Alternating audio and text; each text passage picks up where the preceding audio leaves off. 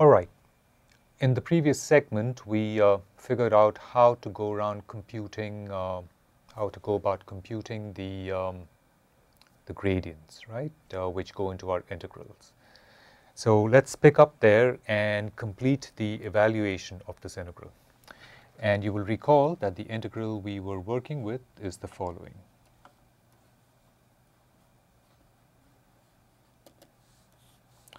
Integral over omega e wh comma x ea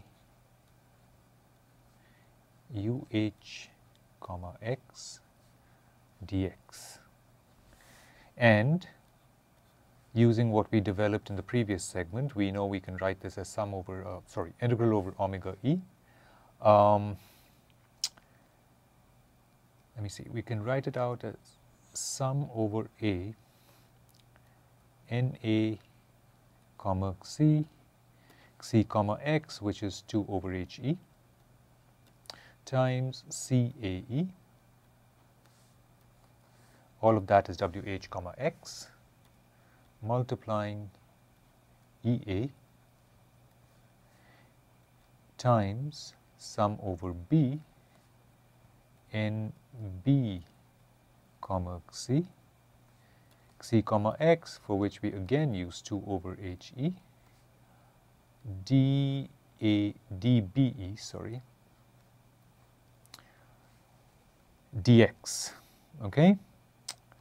But note that for dx, we could write it as dx dxc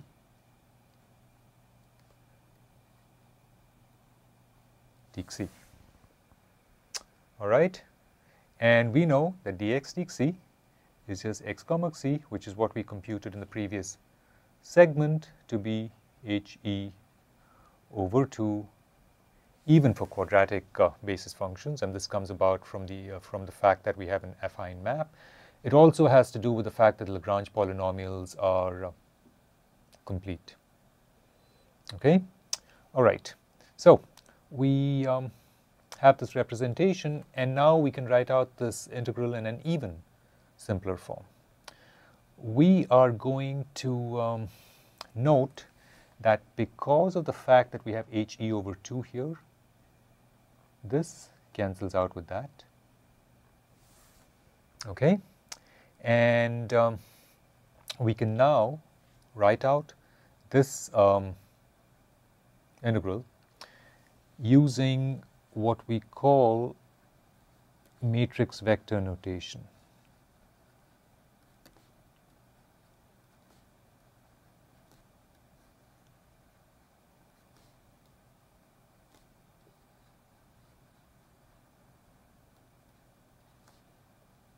Okay, and in order to use matrix vector notation, let's actually set it up a little more carefully. Okay, we will use matrix vector notation, but let's do just one step before it, which is a step we've taken when we were working with linear basis functions, and that is to recognize that CAE, the DBEs, are independent of C, and so too is this product EA of constants. And this remaining 2 over he. Since they are independent of position, they can be pulled out of the integral. Okay, right? So we're getting up to using matrix vector notation, but before we actually do it, let's write that integral as a sum over a and b of the following quantity. We can actually pull even EA out of that summation, right? So we can have 2 EA over HE sitting outside this summation. Okay? And then we have the sum over A and B, CAE, right? Integral over well, we'd written it up here as an integral over omega e, but using this chain rule right there, we observe that we can actually write that integral as an integral over over what? Over a different domain, right? Right, it's over omega c. Okay? Now, the integrand is a simple one. It is NA, comma c, NB, comma c. Okay? dxc, all right? And I'm going to put parentheses on this integral just to make it clear that it's that's where the integral ends. And then here we have d, b, e. Okay? The use of matrix vector notation, as you will recall from our development of the method for linear basis functions, the use of matrix vector notation comes in to relieve us of the need to have this explicit sum. Okay? So, now using matrix vector notation, here's what we get. That sum over A can be replaced by, sorry, I have an equal to sign here, right. The sum over A can be replaced by C1e, C2e, C3e. Okay, these being the degrees of freedom that interpolate the weighting function in element E. We get 2e A over HE, right? We get our integral, right? However, we get a bunch of integrals, each of which is one component of a matrix, right? Here we get integral over omega c of n1 comma c, n1 comma c. However, the integral over omega c I'm going to write explicitly as an integral from -1 to 1 over c, right? Because that is the extent of our bi-unit domain. So here I get n1 comma c, n1 comma c, dxc. The second position I get integral -1 to 1 n1 comma c, n2 comma c. In the third position, in the 1,3 component of this matrix, I get integral of n1 comma c, n3 comma c. All right, here I get integral -1 to 1 n2 comma c, n2 comma c, dxc, and here I get integral -1 to 1 n2 comma c, n3 comma c, dxc, and here I get integral -1 to 1 n3 comma c, n3 comma c, dxc. What about the rest of the matrix? Right, it's symmetric. Right? So, multiplying all of this, I have here, instead of the dBE, I have those represented as d1e, d2e, d3e. Okay, so this is our matrix vector representation of our left-hand side integral over an element for quadratic basis functions. What we're going to do next is actually explicitly calculate those integrals. All right. So,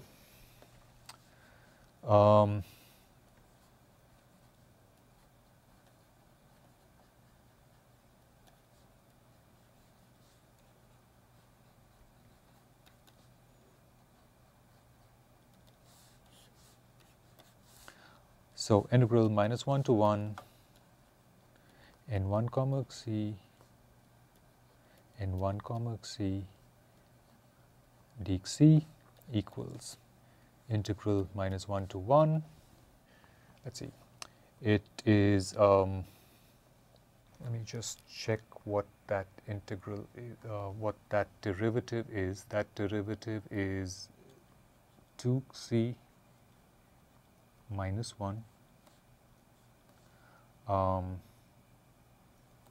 times the whole square dxc, right? 2c minus 1 is n1 comma c. Okay? All right.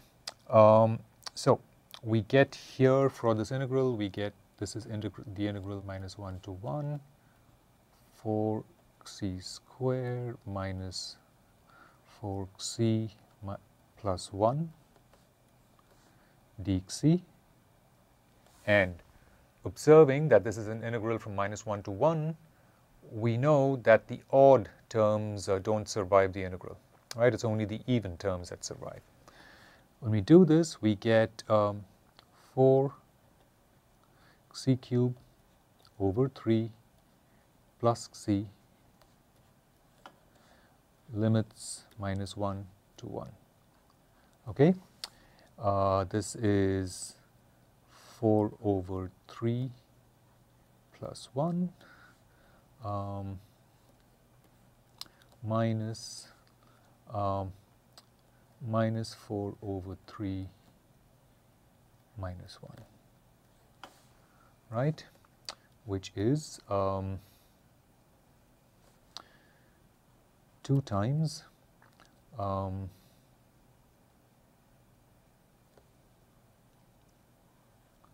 7 over 3.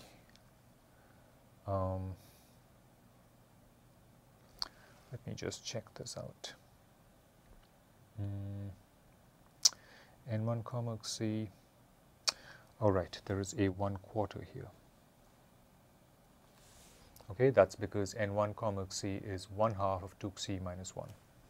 So we get a 1/4 here. We also get a 1/4 here. 1/4 here, right? And we get a 1/4 here. So when we carry this out, we get 7 over 6, right? Which is what I was expecting. All right, now into the next term over, right? My integral minus 1 to 1, n1 comma c, n2 comma c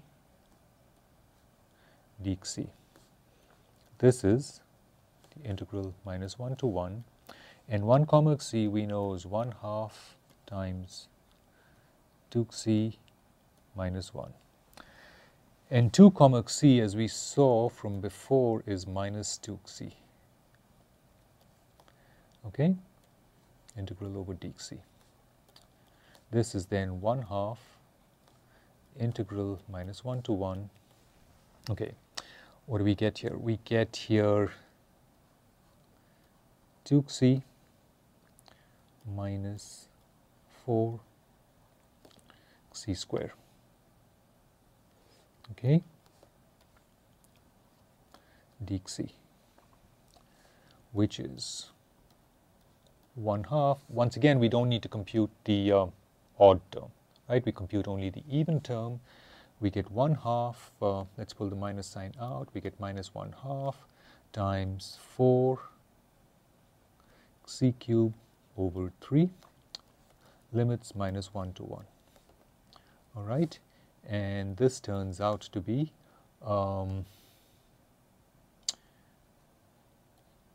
minus 2/3 times 2, which is minus 4 over 3. Okay, all right, moving on. Integral minus 1 to 1, n1 comma c, n3 comma c dxc is integral minus 1 to 1, 1/2 2c minus 1 times 1/2 2c plus 1 dxc. Okay, this is 1/4 integral minus 1 to 1 4 c square minus 1 dc, which is 1/4 times 4 c cube over 3 minus c. The limits on this are minus 1 to 1. Okay, let me actually use square brackets here as I did previously.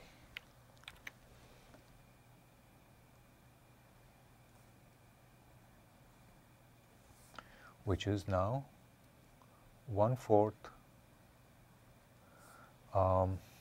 times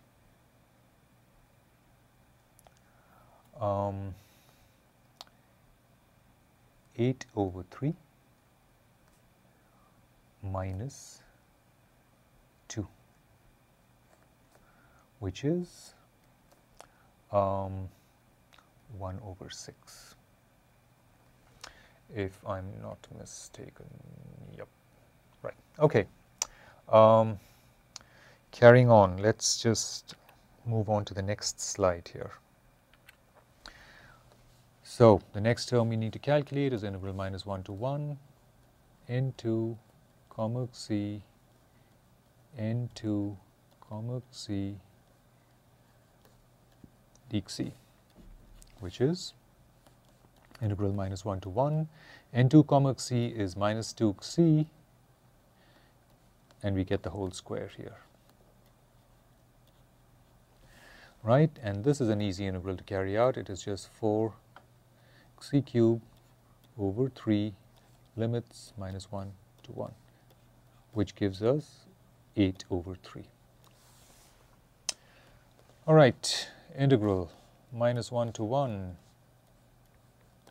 n2 comma c n3 comma c dc.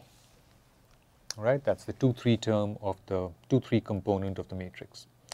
This is integral minus 1 to 1 minus 2c times 2c plus 1 dc, which when we carry it out is integral minus 1 to 1. Let me see, what do we get here? We get a minus 4 c square minus 2c dc, which is, as I've been doing often in this calculation, I'm missing a half here. So I get a half here. Okay, so that is 1/2. Again, using the fact that it's only the even terms that survive, we get minus 4c cube over 3 minus 1 to 1. And when we go ahead and compute this, we get minus 4 over 3. The very last term to be computed here is the integral minus 1 to 1. The very last component is integral minus 1 to 1 n3 comma c n3 comma c dc, which is the integral minus 1 to 1. We pick up a 1 over 4, and here we get 2c plus 1 the whole square, right? And that is because n3 comma c is just 1/2 2c plus 1. All right, so here we get 1 over 4 integral minus 1 to 1 4c square plus 4c plus 1 dc. Right, 1/4 4c cube over 3 plus c. And limits of the integration are minus 1 to 1. And when we compute this, we get 1/4 of 8/3 plus 2,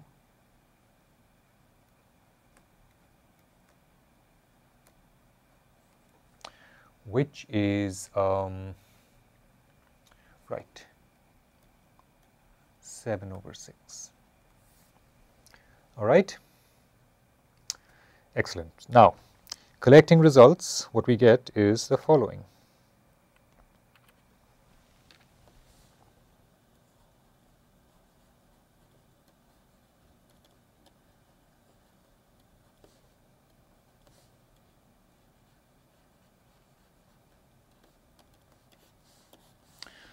We set out to compute integral over omega e wh comma x sigma h a dx. Upon first substituting the constitutive relation for sigma h, then using our basis functions to write out the fields and their gradients, and then going ahead and doing the computation, right, doing an explicit integral over c, integration over c, we get the following. We get C1e, C2e, C3e, right, which is our vector representation of the nodal degrees of freedom of the weighting function. Okay, 2e a over he, and here we get our matrix, which we've just computed, and we've just computed it to be 7/6 minus 4/3, 1/6, 8/3 minus 4/3, 7/6. It's symmetric, but now let's just explicitly fill it in just this time.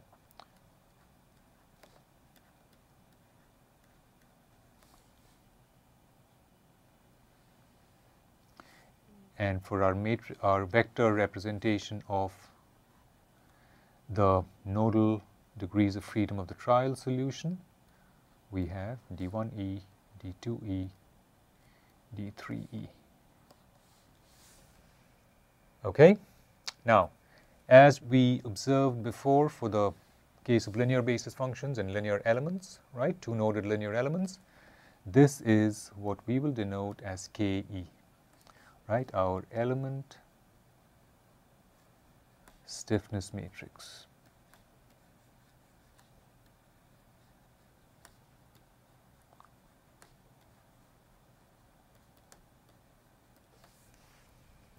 All right, this would be a great place to end this segment.